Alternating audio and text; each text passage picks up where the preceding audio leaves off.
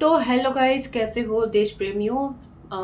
उम्मीद करती हूँ सभी अच्छे होंगे और मैं भी अच्छी हूँ। और जैसा कि मैंने कहा था कि मैं अब ब्लॉग वैसे लेकर के तो आऊँगी, लेकिन रोज़ कोई ना कोई आपसे चर्चा होगी। तो आज भी कुछ ऐसा, मुझे पता नहीं कि मैं आपके साथ क्या बात करूँगी, लेकिन बस आ गई हूँ बात करने के लिए। तो अभी तो फ़िलहाल जो चल रहा है वो यही चल रहा है कि भाई सोनम सोनम सोनम केस। तो भाई अब तो लोगों को शादी करनी पड़ेगी, तो लड़कों को ना अपना जीवन बीमा एक शादी के लिए अलग से कराना पड़ेगा। अलग से सिक्योरिटी भी लेनी पड़ेगी। अब जो जितना बड़ा होगा वो उसके लिए अपनी जेट सुरक्षा जो है वो सरकार से लेनी पड़ेगी दूल्हों को, है ना।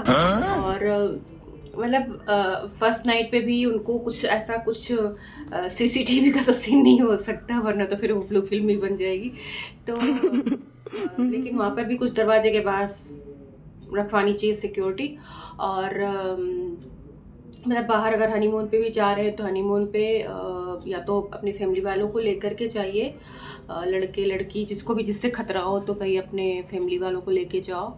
और उससे भी ज़्यादा कुछ हो तो सिक्योरिटी अपने गार्ड भी ले सकते हैं। अभी मैं पर्सनल से एक मूवी देख रही थी कि उसमें हनीमून पे कोई अपना पर्सनल फोटोग्राफर लेकर के गया था। वो भी हालांकि सीरीज ऐसे ही, तो उसमें मर्डर ही होता है। फिर वो फोटोग्राफर जो होती है वो फोटोग्राफर नाम से सीरीज है, तो आप देखिएगा अगर देखना चाहते हैं। तो उसमें ना लास्ट में वही मर्डर निकलती है, जो फोटोग्राफर होती है वो फोटोग्राफर का अपना जो क्या कहेंगे कि प्रोफेशन जो चुनती है, वो इसलिए ही चुनती है कि उसको लड़के का मर्डर करना होता है। तो इस तरीके से जो आजकल शादियां हैं, तो भाई इस पे तो अब सिक्योरिटी लगनी तय है, सीधी सी बात है। और जान है तो जहान है। और मीम बन रहे हैं कि मोदी जी, योगी जी और ये जो अटल जी, इन सब ने शादियाँ, एपीजे अब्दुल कलाम जी, इन सब ने शादियाँ इसीलिए नहीं की थी कि भाई इनकी जान बचेगी तो ये कुछ कर पाएंगे। तो भाई देखो, मतलब हमारे यहाँ बहुत अनोखे लोग हैं। हर एक चीज़ में वो खुशियाँ ढूंढ लेते हैं, ऐसे ऐसी चीज़ों में भी खुशियाँ ढूंढ लेते हैं।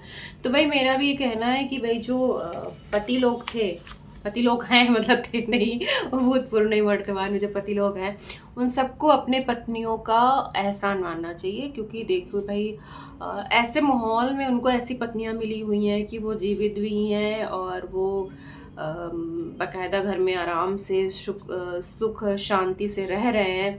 तो ऐसा नहीं मानना चाहिए, है ना। क्योंकि देखो भाई सीधी सी बात है कि ऐसे माहौल में जहाँ पर पत्नियां मारे डाल रही, कोई ड्रम में भर दे रहा है, कोई हनीमून में जेल ले जा करके धक्का दे करके मरवा रहा है, तो ऐसे में अगर पति लोग आप जिंदा हो और सुरक्षित हो और सही सलामत हो, तो उसमें पत्नियों का ना एहसान मानना चाहिए। और मुझे इसलिए लग रही है क्योंकि मैंने फ़ैन ऑफ कर रखा है और एसी में भी आवाज़ होती है इसलिए। तो क्योंकि फिर मेरी आवाज़ नहीं, मैंने माइक नहीं लगा रखा है, माइक लगाने में थोड़ा सा आलसी हूँ। तो कुल मिला करके ऐसा ही है। और जो हमारे ट्रम्प फूफा जी हैं, उनके यहाँ तो मतलब अलग ही बवाल मचा पड़ा। पहले तो वो फूफा जी बन रहे थे सबके सबके बीच में जा जा करके समझौता करा रहे थे, समझौता एक्सप्रेस बने हुए थे, हमने ये करा दिया, हमने, और उनके घर में, उनके देश में ही आग लगी पड़ी है और वो कुछ कर नहीं पा रहे। तो भैया जहाँ पर ये घुसपैठिए हैं, वहाँ पर तो उन्होंने ऐसे ही बेड़ा गर्क कर रखा है देश का।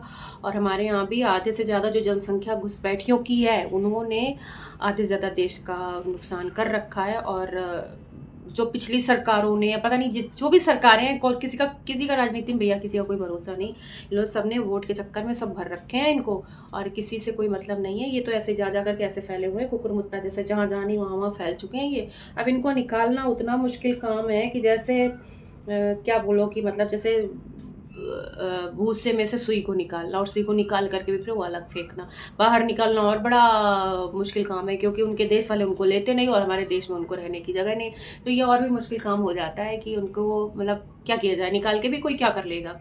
तो ये बहुत मुश्किल काम है।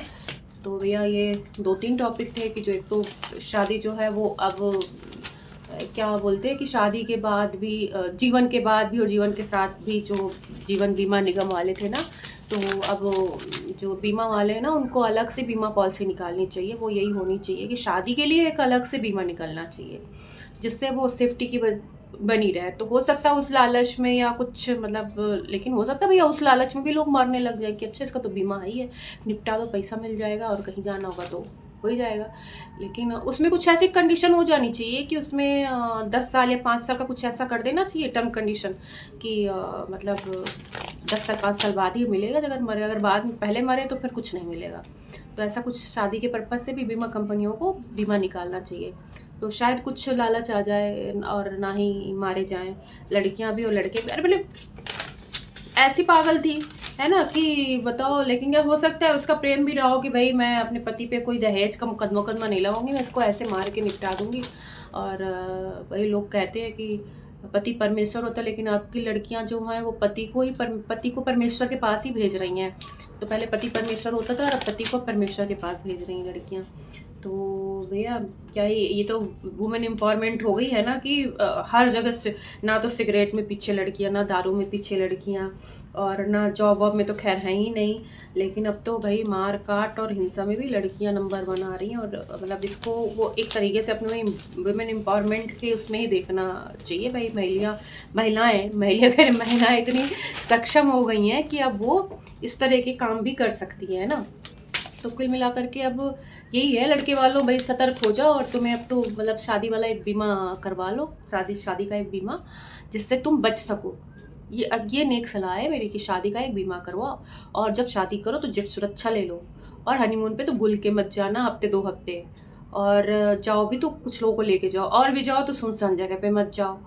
तो ये कुछ सेफ्टी के वो हैं, पॉइंट हैं जो मैं बता रही हूँ, तो आप लोग ऐसा कर सकते हैं। और थोड़े दिन पहले एक दूसरे को देखो सुनो कि भैया ये सेफ़ हो एक दूसरे की, कि नहीं पता चले वहीं जा कर के निपटा दिए जाओ। तो हनीमून में जाने से पहले एक अपना बीमा ज़रूर कराओ। बीमा कंपनियाँ मेरी बात सुन लो, अगर आपके पास कुछ है ऐसा अपने कस्टमर्स के लिए, तो एक ये पॉलिसी भी शुरू कर लो, शादी पॉलिसी। तो उनके लिए, बीमा के लिए, तो ये सेफ्टी के लिए बहुत ज़रूरी चीज़ है। तो बस ऐसे ही है और क्या, मतलब अभी तो फ़िलहाल यही चल रहा है ट्रेंडिंग में, ट्विटर में और इंस्टा में और फेसबुक में। और मतलब हमारे यहाँ तो इतनी सोचने की क्षमता है लोगों के अंदर, इतनी क्षमता है लोगों के अंदर कि वो क्या क्या नहीं सोचते हैं। किसी ने तो इसको मतलब जब तक भाई नहीं पता चला था तब तक तो ठीक है, लेकिन जब पता चल गया तब उसके बाद भी लोग इसको इंटरनेशनल मुद्दा बनाने का कह रहे नहीं, इसमें पाकिस्तान का हाथ हो सकता है, इसमें अमेरिका का हाथ हो सकता है, इसमें। अरे भैया सीधा सीधा दिख रहा है उसने मारा है और पुलिस ने बता भी दिया, तो अभी अब क्या उसमें इंटरनेशनल ढूंढ रहे हो। तो ऐसे ऐसे लोग हैं और बहुत चीज़ें अभी निकलेंगी जब सोनम जी बकरेंगी। अभी तो उनको ये है कि अभी तो सब ऐसे ऐसे हो रहा है ना, फ्लाइट में गई है, ऐसे सब लोग तो कह रहे हैं वो फिर से हनीमून के लिए शिलांग गई है।